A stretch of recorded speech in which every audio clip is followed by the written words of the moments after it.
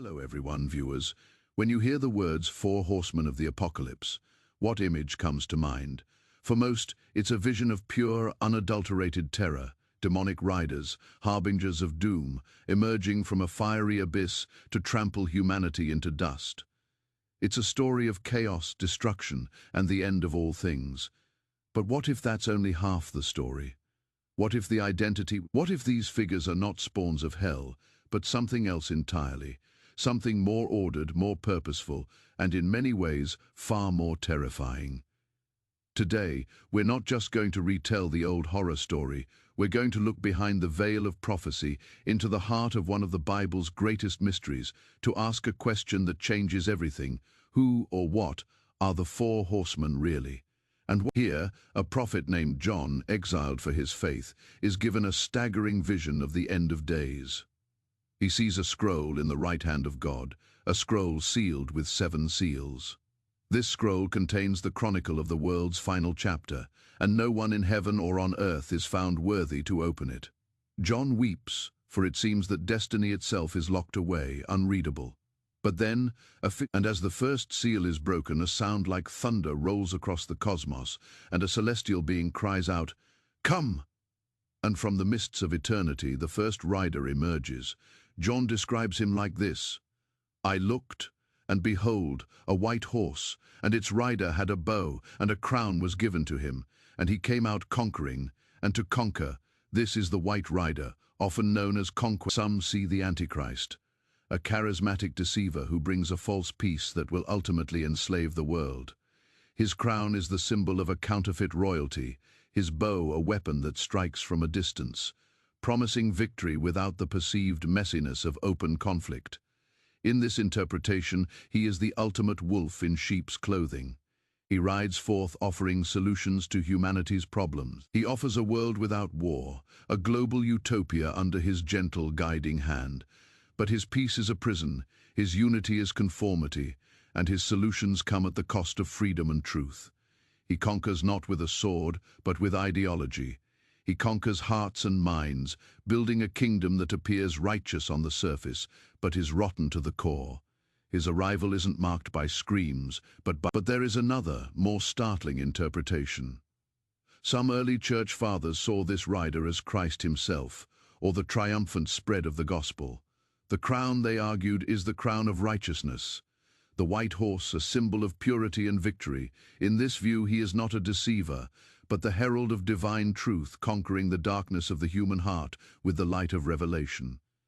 This interpretation, how can the harbinger of good news be the opening act for war, famine, and death? Perhaps the truth lies somewhere in the middle, in a place far more ambiguous and unsettling.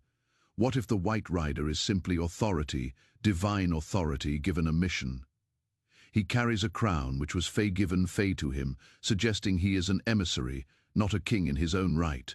He is sent out to conquer.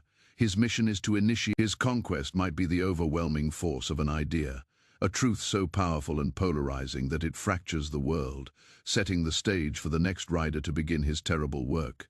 He doesn't bring peace or destruction directly. He brings the precondition for them.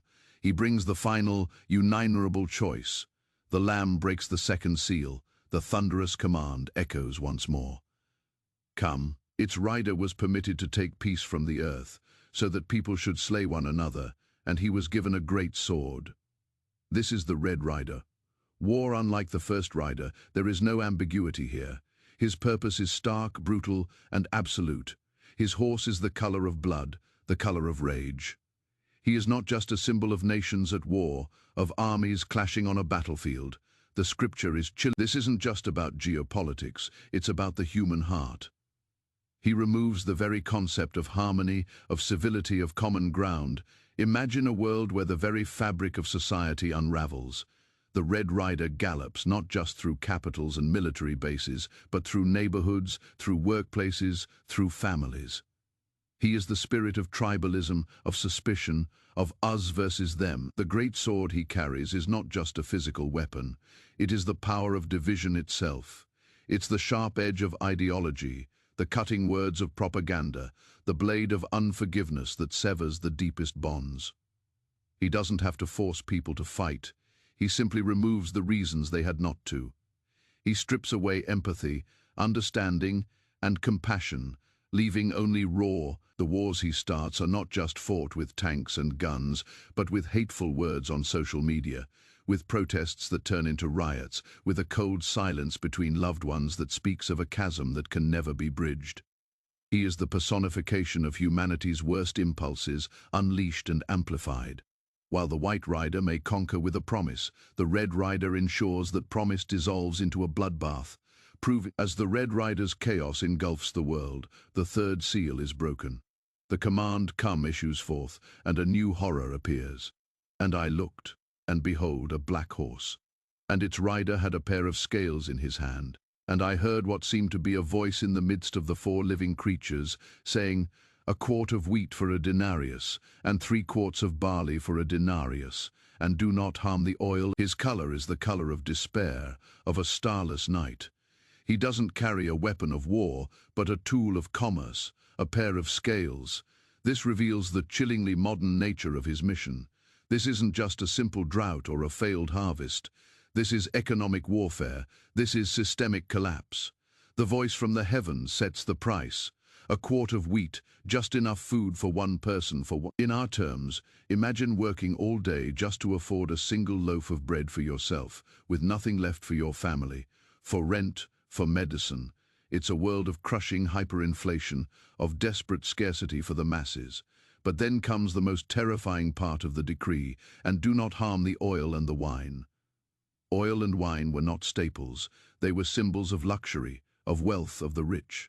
It is a calculated, engineered crisis that crushes the poor and leaves the wealthy untouched. The scales he holds represent a cruel, mocking justice, a system where the price of survival becomes impossibly high for the average person, while the luxuries of the elite are protected. He represents the collapse of supply chains, the manipulation of markets, the hoarding of resources. He is the silent, grinding despair of a parent who cannot feed their child. He follows war because war destroys infrastructure, disrupts agriculture, and allows for rampant profiteering. He turns the aftermath of conflict into a weapon of its own, ensuring that those who survive the sword will face the slow, agonizing torment of starvation and economic ruin. The first 3 riders have. Conquest has brought a deceptive new order, war has shattered its peace, and famine has starved its people. Now, the stage is set for the final, most dreadful actor. The 4th seal is broken, the call to come is heard a final time, and the very air grows cold. John's description is the stuff of nightmares. And I looked, and behold, a pale horse, and its rider's name was Death, and Hades followed. This is the Pale Rider. His name is not an attribute, it is his identity. He faced death. His horse is not white, red, or black, but pale. In the original Greek, phekloros phei, the sickly, greenish, yellow color of a corpse. He is not alone. Trailing behind him like a monstrous shadow is Hades, the grave itself, the realm of the dead, hungry to swallow the souls he reaps. He is given authority over a staggering portion of the globe, a fourth of the earth. His methods are a grim summary of what came before, and more. He kills with the sword of the Red Rider, with the famine of the Black Rider, and with pestilence. A plague that may have been unleashed by the first rider, he even adds a new horror, wild beasts of the earth, suggesting a complete breakdown of the natural order, where the world itself. He is the pandemic that overwhelms hospitals, the war that leaves no survivors, the famine that ends in cannibalism, the final terrifying silence after the chaos. He is the ultimate consequence where the others broke the world. He is here to collect the broken pieces, the bodies and the souls. He is the final punctuation mark on this chapter of divine judgment. He is the fear in every heart made manifest, and with his arrival, the opening act of the apocalypse is complete. So we have seen their work. A world conquered, divided, starved, and reaped. This is the traditional story, a quartet of horrors unleashed upon a sinful world. But this is where we must pause and ask the deeper question.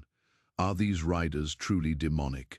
Are they agents of chaos, acting on their own malevolent whims? The White Rider was Fae given a crown. The Red Rider was Fae permitted Fae to take peace. The Black Rider operates under a Fae decree, Fae from a heavenly voice. and death was Fae-given Fae authority. They are not rebels. They are not acting against God's will. They are acting Fae because, Fae of it, they are agents on a leash. Emissaries carrying out a specific authorized mission. This forces us to re-evaluate. They are, in a sense, the holiest of terrors. This is a radical reinterpretation, and if you are finding this exploration of celestial beings fascinating, make sure you hit that like button and subscribe, because we're about to go even deeper into the nature of their terrifying mission. Think of other moments in the Bible where God uses celestial beings to enact judgment. The two angels sent to Sodom and Gomorrah, who blinded the wicked, the angel of death who passed over Egypt, slaying the firstborn in a single terrible night. These were not demons. They were holy angels carrying out a divine command that, from a human perspective, was pure, unmitigated horror. Their actions were not born of malice, but of a commitment to a cosmic order that demanded justice. They were the universe's immune system, attacking a sickness that threatened the whole of creation. They are a systematic, four-stage process of purification. They are a divine fever meant to burn out the infection of human corruption. They don't represent the triumph of evil. They represent the terrifying consequences of it, delivered with divine precision. The White Rider is sent to expose the allure of false saviors and ideologies. Humanity in its arrogance seeks a political or philosophical God. Fae gives Fae them what they want in the form of the White Rider, allowing them to build their utopia on a foundation of sand, precisely so that its collapse will be absolute and instructive. The Rider's conquest isn't the problem. It is a diagnostic tool revealing the fatal flaw in the human project. Then comes the Red Rider. Once the false peace is established, he is Fae-permitted Fae to take true peace away. When people place their faith in a counterfeit unity, the result is not harmony, but a deeper, more violent division when the facade inevitably cracks. The Red Rider simply holds up a mirror to a world that has forgotten how to love, and the reflection is a world that can only hate. He doesn't create the violence, he unleashes the violence that was already festering under the surface, suppressed by comfort and distraction. The Black Rider follows. And the voice from heaven that sets the prices is not demonic. It is a celestial decree. It is a judgment on a global system of greed. For generations, humanity has built economies that exploit the poor and enrich the powerful. The Rider's mission is to turn that system in on itself. The scales he holds measure not just wheat and barley, but the moral weight of a civilization. The decree